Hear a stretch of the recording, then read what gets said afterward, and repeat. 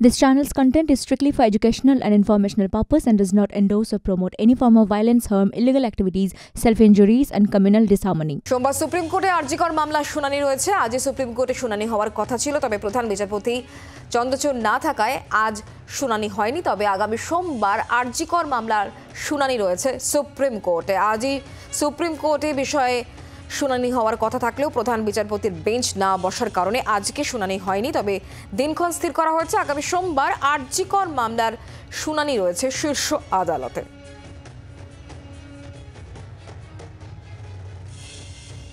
আর এই বিষয় নিয়ে অভিজিৎ গঙ্গোপাধ্যায় ঠিক কি বলেছেন শোনাবো।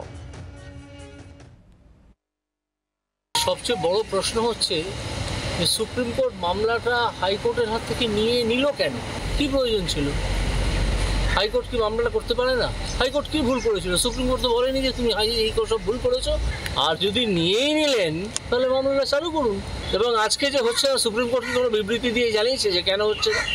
চিফ জাস্টিস বসছেন না, ঠিক আছে, বুঝলাম বসছেন না, কিন্তু যে মামলা নিয়ে সারা ভারতবর্ষ নড়ে গেছে, সারা ভারতবর্ষে প্রতিবাদ বিক্ষোভ হচ্ছে, যে মামলা নিয়ে সারা পৃথিবীতে বিভিন্ন রকমের খবর চলছে, সেখানে কেন চিফ জাস্টিস বসছেন না?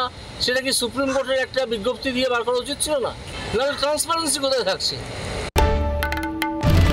বাংলার আওয়াজ, বাঙালির আবেগ, জি 24 ঘন্টা।